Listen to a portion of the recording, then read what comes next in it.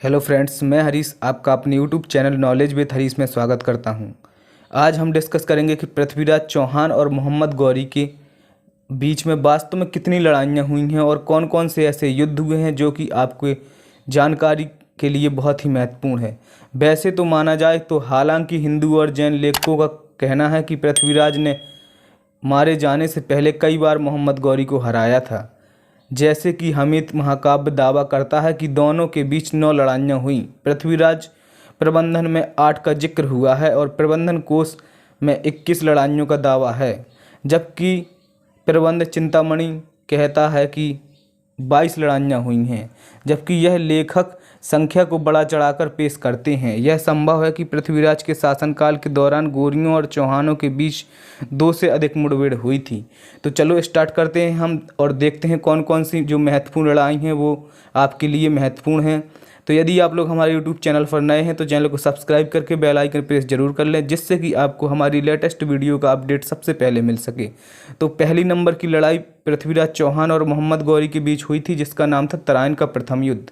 1190 से 91 के दौरान मोहम्मद गौरी ने चौहान क्षेत्र पर आक्रमण किया और तबरहिंदा या तबरे हिंद बठिंडा पर कब्जा कर लिया। उन्होंने इसे 1200 घुड़सवारों के समर्थन वाले जिया-उद-दीन तुगलक के काजी के अधीन रखा। जब पृथ्वीराज को इस बारे में पता चला तो उसने दिल्ली के गोविंद राजा सहित अपने सामंतों के साथ तबरहिंदा की ओर प्रस्थान कर दिया।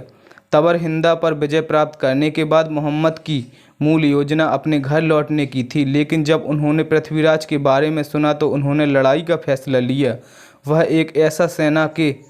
एक सेना के साथ चल पड़े और तराइन में पृथ्वीराज चौहान की सेना का सामना किया। आगामी लड़ाई में पृथ्वीराज की सेना ने निर्णायक रूप से गौरियों को हरा दिया। इसके बाद तराइन का द्वितीय युद्ध हुआ। मोहम्मद गौरी ने गजनी लौटने का फैसला किया और अपने हार का बदला लेने के लिए तैयारी की। तबकात ए नासिरी के अनुसार उन्होंने अगले कुछ महीनों में 1,20,000 चुनिंदा अफगान ताजिफ और तुर्क घुड़सवारों की एक सुसज्जित सेना इकट्ठी की। इसके बाद उन्होंने जम्मू के विजय राजा द्वारा सहायता से मुल्तान और लाहौर होते हुए चौहान राज्य की ओर प्रस्थान किया।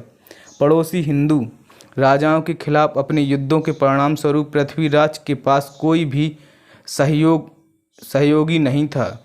फिर भी उन्होंने गौरियों का मुकाबला करने के लिए एक बड़ी सेना इकट्ठी करने में कामयाबी हासिल की। मोहम्मद ने अपने गजनी स्थित भाई सियास-उद-दीन से राय मशवरा लेने के लिए समय लिया। फिर उन्होंने अपने बल का नेतृत्व किया और चौहानों पर हमला किया। उन्होंने पृथ्वीराज को निर्णायक रूप से हराया। पृथ्वीराज ने एक घोड़े पर भागने की कोशिश की, लेकिन सरस्वती किले संभवतः आधुनिक सिरसा में के पास उसे पकड़ लिया गया। इसके बाद मोहम्मद गौरी ने कई हजार रक्षकों की हत्या करने के बाद अजमेर पर कब्जा कर लिया, कई और लोगों को गुलाम बना लिया और शहर के मंदिरों को नष्ट कर दिया। अब हम जानेंगे कि पृथ्वीराज की मृत्यु कैसे हुई। अधिकांश मध्ययुगीन स्रोतों में कहा गया है कि पृथ्वीराज को चौहान राजधानी अजमेर ले जाया गया, जहां मोहम्मद ने उसे गौरियों के अधीन राजा के रूप में बहाल करने की योजना बनाई थी।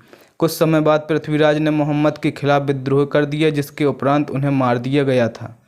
पृथ्वीराज रासों का दावा है कि पृथ्वीराज को एक कैदी के रूप में गजनी ले जाया गया और अंधा कर दिया गया। यह सुनकर कवि चंद्रबरदाई ने गजनी की यात्रा की और मोहम्मद गौरी को चकमा दिया, जिसमें पृथ्वीराज ने मोहम्मद की आवाज़ की दिशा में तीर चलाया और उसे मार डाला। कुछ ही समय बाद पृथ्वीराज और चंद्रबरदाई ने एक दूसरे को मार डाला। यह एक काल्पनिक कथा है जो ऐतिहासिक साक्ष्य द्वारा संवर्धित नहीं है।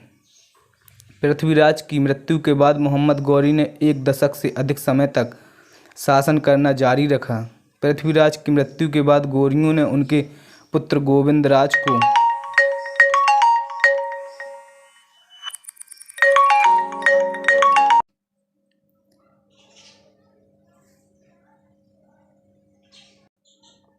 पृथ्वीराज की मृत्यु के बाद गौरियों ने उनके पुत्र गोविंद राज को अजमेर के सिंहासन पर राजा नियुक्त किया।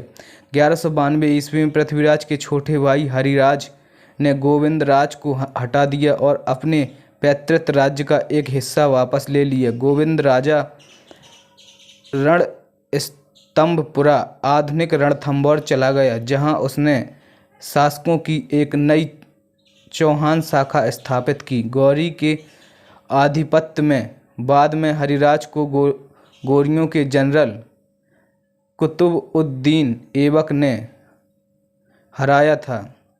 अब देखेंगे हम कि पृथ्वीराज चौहान को विरासत में क्या क्या मिला था और विरासत उनकी क्या थी। पृथ्वीराज को 14वीं और 15वीं शताब्दी के प्रारंभिक सांस्कृतिक वितरण औसत दर्जे के असफल राजा के रूप में प्रस्तुत करते हैं, जो केवल एक विदेशी राजा के खिलाफ अपने हार के लिए यादगार था। जैन लेखकों द्वारा लिखे गए प्रबंधन चिंतामणि और पृथ्वीराज प्रबंधन उन्हें एक अयोग्य राजा के रूप में चित्रित करते हैं, जो स्वयं अपने पतन के लिए जिम्मेदार था।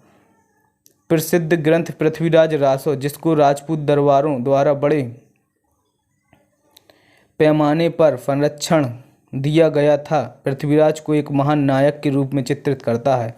पृथ्वीराज के वंश को बाद के काल में राजपूत वंशों में से एक के रूप में वर्गीकृत किया गया था। हालांकि उनके समय में राजपूत पहचान मौजूद नहीं थी। समय के साथ पृथ्वीराज को एक देशभक्त हिंदू योद्धा के रूप में चित्रित किया गया, जिसने मुस्लिम दुश्मनों के खिलाफ लड़ाई लड़ी। 16वीं शताब्दी के किंवदंतियों ने उन्हें भारत के राजनीतिक केंद्र दिल्ली बजाय अजमेर के, जो उनकी वास्तविक राजधानी थी, का शासक बताया। पृथ्वीराज को अब अंतिम हिंदू सम्राट के रूप में वर्णित किया गया। यह पदनाम गलत है, क्योंकि उनके बाद दक्षिण भारत में कई मजबूत हिंदू शासक फले फूले और उत्तरी भारत के कुछ समकालीन हिंदू शासक उनके जितने ही शक्तिशाली थे। पृथ्वीराज को समर्पित कई स्मारक का निर्माण अजमेर और दिल्ली में किया गया है। उनके जीवन पर कई फिल्में और टेलीविज़न धारावाहिक बने हैं।